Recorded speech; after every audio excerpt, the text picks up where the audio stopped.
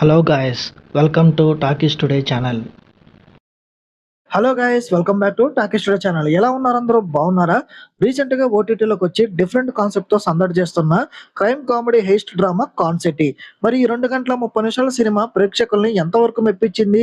ఈ సినిమా కథ ఏంటి? పాజిటివ్స్ ఏంటి? నెగిటివ్స్ ఏంటి? ఫైనల్ వర్డిక్ట్ ఏంటి? ఈ డీటెయిల్స్ అన్ని ఈ వీడియోలో డీటెయిల్ గా డిస్కస్ చేద్దాం.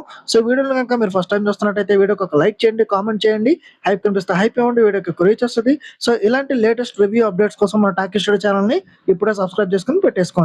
ఇంకా లేట్ చేయకుండా వీడియోలోకి అయితే వెళ్ళిపోదాం. Let's get started. ఇక ఈ సినిమా కథ విషయానికి వస్తే, వికలాంగుడైన ఒక అబ్బాయిని కిడ్నాప్ చేస్తారు.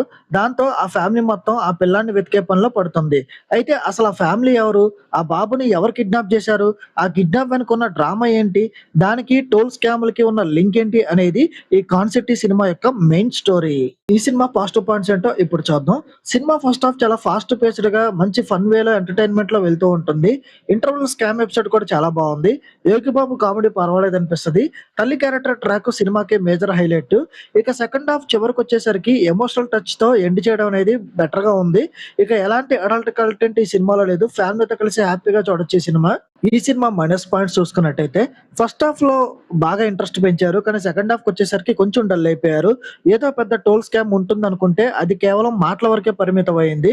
ఇక అర్జున్ దాస్ వేసుకునే ఓల్డ్ మ్యాన్ గెటప్ నామకే వాస్తేగా ఉంది. సినిమాలో ప్రతి ఒక్కరూ దాన్ని నమ్మేయడం అంత కన్విన్సింగ్ గా అనిపించలేదు. ఇక ప్రాక్టికల్ ప్రాజెక్ట్ చెక్కింగ్స్ ఏమీ లేకుండానే పెద్ద పెద్ద ఇన్వెస్ట్మెంట్ లో డబ్బులు వచ్చి పడిపోవడం లాంటి లాజిక్స్ కంప్లీట్ గా దూరంగా ఉంటాయి. ఇక ఒకరు వచ్చి బ్లాక్ మెయిల్ చేయడం, ఆ తర్వాత సీన్ రివర్స్ అవడం వంటివి చాలా సినిమాల్లో మనం చూసిన రొటీన్ సీన్స్ లాగా అనిపిస్తాయి.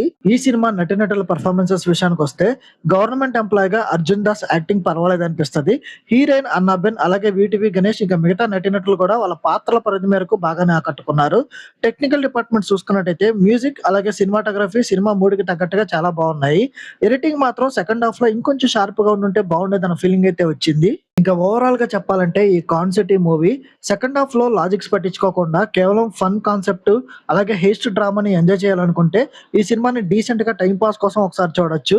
లాస్ట్ లో ముంబై బ్యాక్ డ్రాప్ లో సెకండ్ పార్ట్ కూడా లీడ్ ఇచ్చారు. సో ఈ సినిమాకి మన టాకీస్ టుడే ఛానల్ ఇస్తున్న రివ్యూ రేటింగ్ 2.75/5. ఇది నా ఒపీనియన్ మాత్రమే. ఈ సినిమాని మీరు ఆల్రెడీ చూసినట్టయితే ఈ సినిమా మీకు ఎలా అనిపించింది అనేది కింద కామెంట్ సెక్షన్ లో మెన్షన్ చేయండి. ఇంకెవరైనా మన ఛానల్ సబ్స్క్రైబ్ చేసుకోకపోతే ఇప్పుడే సబ్స్క్రైబ్ చేసుకోండి. వీలైతే పక్కన బెల్ బటన్ కూడా ప్రెస్ చేసి పెట్టుకోండి. హైప్ కనిపిస్తే హైప్ ఇవ్వండి, వీడియోకి రీచ్ వస్తుంది. సో ఇలాంటి ఇంకొక లేటెస్ట్ మూవీ రివ్యూ అప్డేట్ తో మళ్ళీ మీ ముందుకైతే వస్తాను. Thanks for watching. జై హింద్.